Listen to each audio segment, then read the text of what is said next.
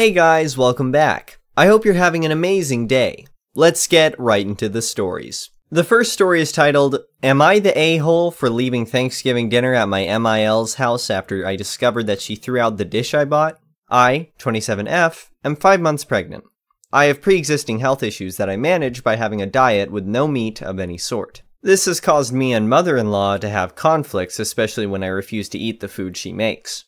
I used to either come and not eat anything or just stay at home. Since I'm pregnant, I could not attend Thanksgiving and not bring food with me out of respect for MIL. I cooked a small meal and brought it with me. Mother-in-law made a fuss about it, but justified it as I was making a mistake robbing her grandbaby of getting all meat benefits. I explained that I take supplements as replacement, but she shrugged and was upset. We waited till dinner table was set. Mother-in-law didn't let me help or go into the kitchen at all. She took my dish and said she'd reheat it for me and put it on the table. Yet, when I sat down, I was stunned to have discovered that she had not put my dish there. When asked publicly, she denied receiving any dish from me and started asking if I accidentally left it at home or the car. There was a huge blow-up. Mother-in-law tried to convince me to sit back down and just eat what she put on the table. I refused, but my husband insisted and told me to let it go this time. I decided to leave. I grabbed my stuff and walked out. I found out that she threw out the dish I brought and tried to get me to just eat what she put on her table. She said that she was looking out for grandbaby's health, and my husband said it wasn't worth leaving the celebration and causing a scene. We had a big argument, and his mom thinks I'm being dramatic and hard to deal with. Was I the a-hole for walking out? Info: the dish I brought was supposed to keep me full and provide me with all the benefits, so it wasn't like any of her appetizers or side dishes. I also put work into making it, and it cost me money. She keeps insisting it's about her grandbaby and her concern for their health. Comments said, not the a-hole. I've been in your shoes. Tell your husband to defend you, or you're out. Things will only get worse. She's gonna force you to raise that baby her way, and your husband is gonna let her. The gaslighting from her is especially scary. Literally tell your husband straight out that he either be 100% on your side from now on for everything, or you're leaving him. Do not put up with that. It will ruin your life, your marriage, and your kid. Another comment said, not the a-hole. That's a truly psycho and disrespectful thing for her to do. Your boyfriend is in the wrong for not having your back on this issue. You know your body and what it can handle at this time. It's not for anyone to decide but you. The next story is titled, Am I the a-hole for uninviting my sister-in-law and mother-in-law from everything, and saying that if my husband continues to pressure me, he'll also be uninvited? Not the a-hole. I am 7 months pregnant with my first child. The baby is also the first grandchild/nephew of my husband's family, which everyone is excited about. I lost my mother and father to the pandemic, being an only child, so there's not much of my family. Since the death of my parents, 1 year ago, my husband's family has welcomed me with open arms as part of them, and I have become very close to my mother-in-law and sister-in-law. I always wanted to have a gender reveal, and I trusted my sister-in-law to organize everything about this. With 3 days to go before the party, I started to receive messages from all my husband's relatives and even close friends congratulating me on my baby being a boy. I went to ask what happened. My sister-in-law confessed that she let it slip to my mother-in-law, and she told everyone the sex of the baby after knowing, because she couldn't hold it and took proportions beyond what they imagined. Nobody calls me to tell this. The party was cancelled and I was heartbroken, as well as extremely hurt by the two of them. Usually they accompanied me to the ultrasound shopping for the baby's room, and my mother-in-law would stay at the time of delivery. But after this breach of trust, I stopped inviting them and asked them to respect my boundaries when they pressured me to go. Honestly, I didn't even send them the baby shower invite because I really avoided contact with them as much as possible. Because everyone knew before me that it was a boy.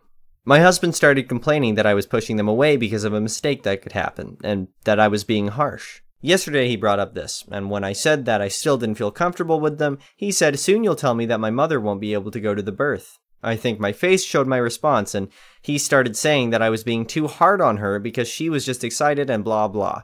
I had my limit and said, if you keep pushing me, it won't just be your mother who won't be on my labor. So either stop or you won't come in. He started to say that I was crossing lines and that he had a right to have this moment. I was taking this with them too far. He slept on the couch and doesn't talk to me more than necessary. Am I the a-hole? Comments said, not the a-hole.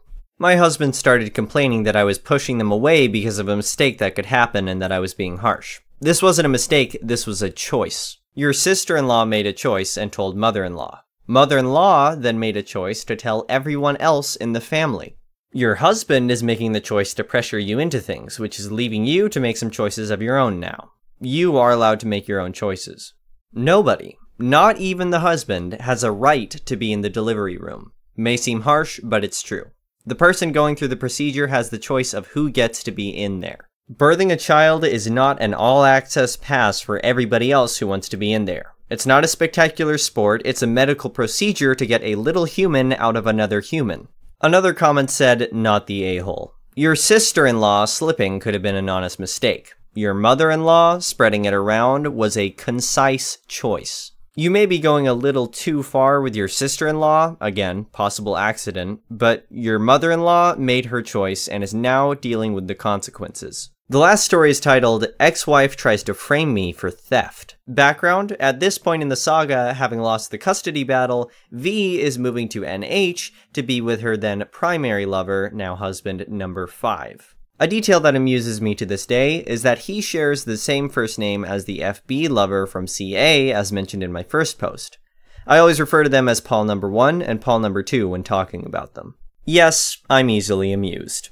The incident. About a month after the custody hearing at which I got full physical custody of Rebecca, V and I had an email exchange in which we agreed that I would go to her apartment and take Rebecca's captain's bed and some of Rebecca's belongings the day before movers arrived to pack up Voldemort's stuff. She was moving 75 miles away to central NH, having burned pretty much every bridge in the area. As Sam drives a truck, he graciously agreed to come along to both help and to be a witness. So we get there around 7:20 p.m. and knock at the door. After a brief wait, V opens the door, iPhone glued to her ear. She sullenly mumbles something about her stuff is upstairs and then heads off to her second-floor bedroom, weaving and mumbling something that made me stop and think. I didn't quite get it, but I recall thinking, I really cannot go in here at all without a witness. I stick my head out the door. Sam, come on. You need to come in with me. So, we go in. Holy crap. It's a tip. It's not quite filthy, but it's beyond cluttered. By now, V has disappeared into her room, complete with slamming the door, so it takes me a bit of wandering to find Rebecca's room. It's not just that she's in the middle of packing, but there is crap everywhere. Dust, cobwebs tracked in dirt, unwashed dishes, empty boxes of wine, dry dog food scattered and trampled underfoot. I could see that it's quite a nice place. An open living area with a balcony overlooking it, and lovely woodwork, and exposed beams and insert shelves in the walls. An antique wood stove on a hearth is blazing away. Really, lots of potential. But a tip, nonetheless. So Sam and I start gathering up Rebecca's stuff and take some stuff out to the car. I realize we need an Allen wrench to take apart the bed, so I go out to the car to get one and come back in. In the lull in activity, she had come back into the living area but went right back into her bedroom as we climbed the stairs, phone still glued to her ear. It takes a bit, but we finally get the bed taken apart and have moved most of the stuff in Rebecca's room out to the front lawn. Without conferring, it's clear Sam and I both decided to get the stuff to the front lawn and worry about packing the vehicle after we're completely out of the house. It's at this point that it starts to get weird. Sam is carrying out the second to last load when V pops out of her bedroom door, looks out from the balcony and says, "Why are you taking stuff out of my house?"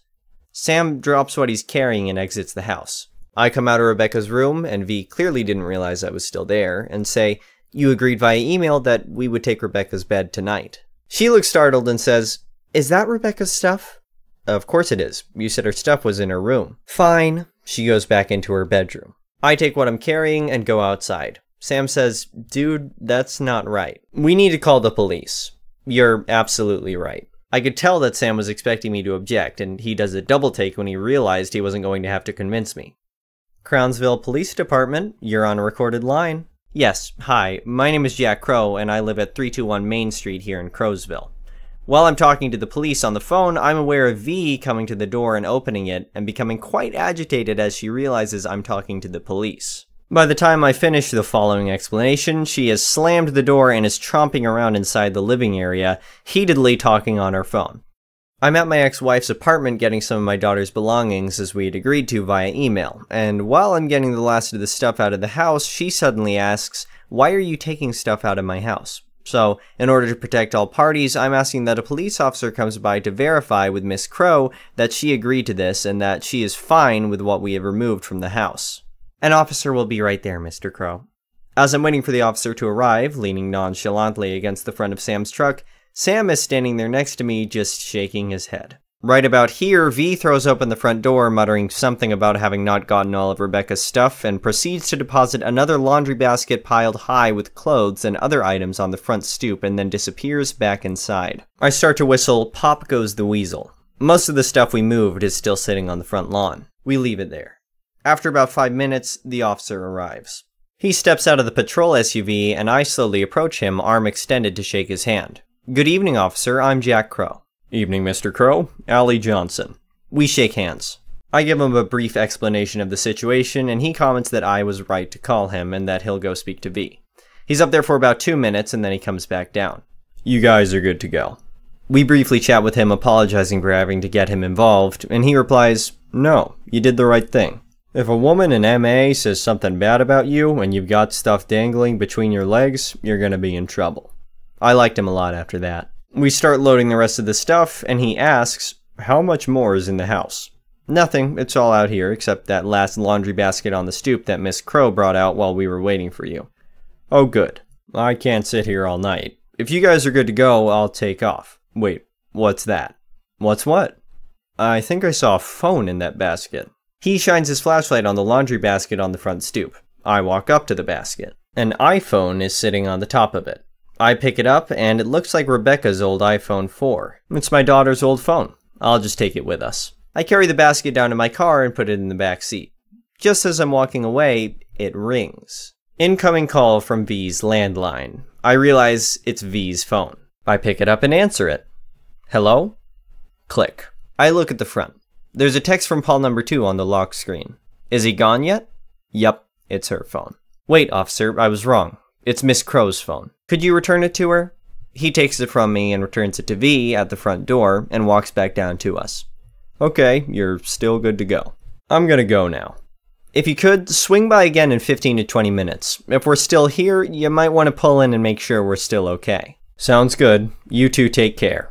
Not 5 minutes after he pulls out, and while we're still loading stuff, V again pops out of the front door, phone glued to her ear.